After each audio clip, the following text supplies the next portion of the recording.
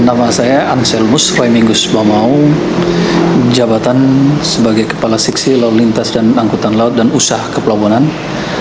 Hari ini sebagai juga pelaksanaan harian ke kantor KSOP kelas 3 Kupang.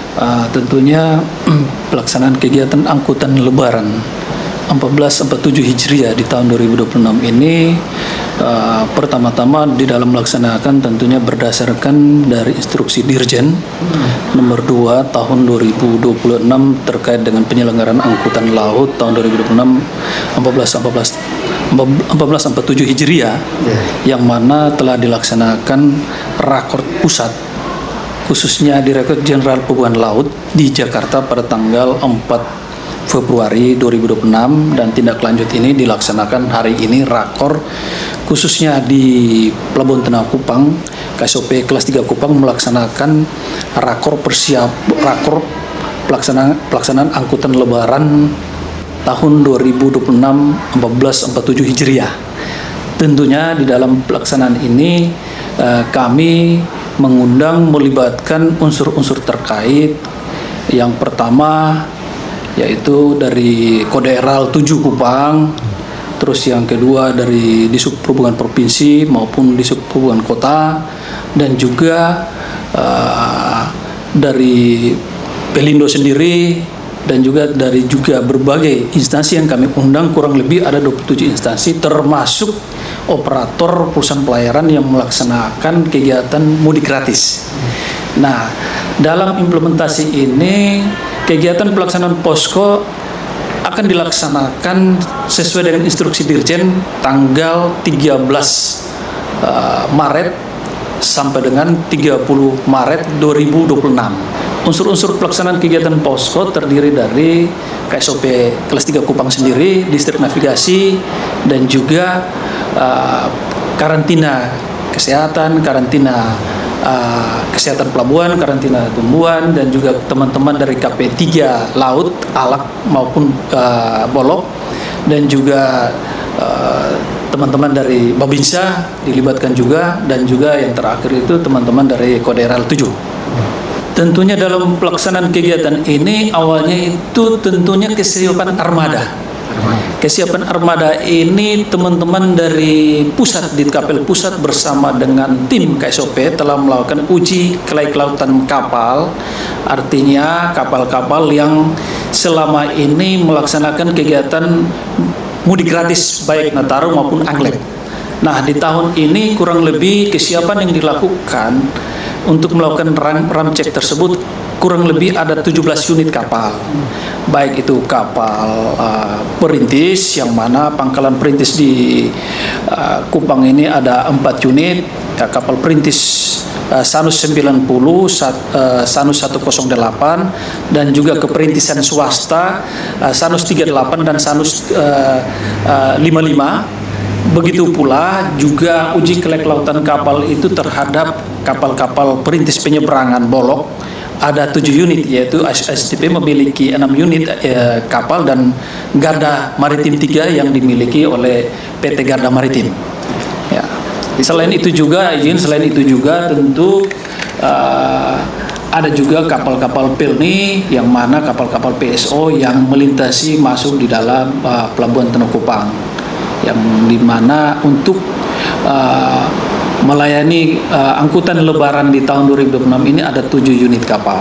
Kalau untuk pelaksanaan mudik gratis ini sesuai dengan keputusan Dirjen 106 2026 itu sudah akan dilaksanakan pada tanggal sesuai dengan jadwal pelaksanaan posko tanggal 13 sampai dengan tanggal 30. Tetapi implementasi untuk kuota untuk arus mudik gratis ini untuk Pelabuhan Tengah Kupang itu berada di tanggal 17 dan 18 dan tanggal 25 dan 26 Maret. Ya, baik arus mudik maupun arus balik. Ya.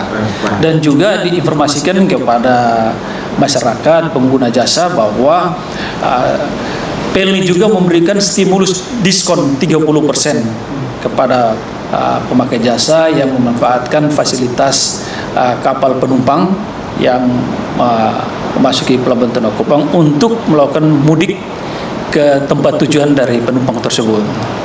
Kalau untuk NTT, mudik gratis ini sesuai dengan keputusan dari Direktorat Jenderal Perhubungan Laut, yaitu khusus pada kapal swasta ya. Untuk kapal swasta ini kurang lebih 2.480 pax. Ya, artinya dihitung dari arus mudik maupun arus balik.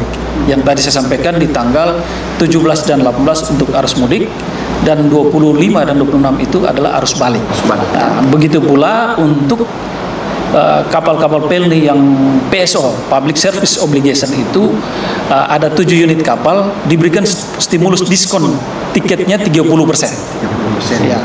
Itu dari seluruh Indonesia. Seluruh Indonesia. Termasuk ya. NTT ya. Termasuk NTT. Nah, sehingga kami harapkan masyarakat yang untuk bermudik di saat Lebaran ini dimanfaatkan sebaik mungkin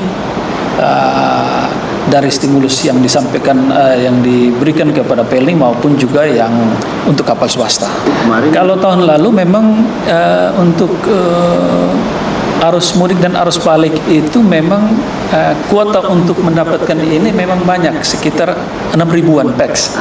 Tetapi memang di tahun 2026 ini dari ruas trayek mudik gratis ini memang menurun.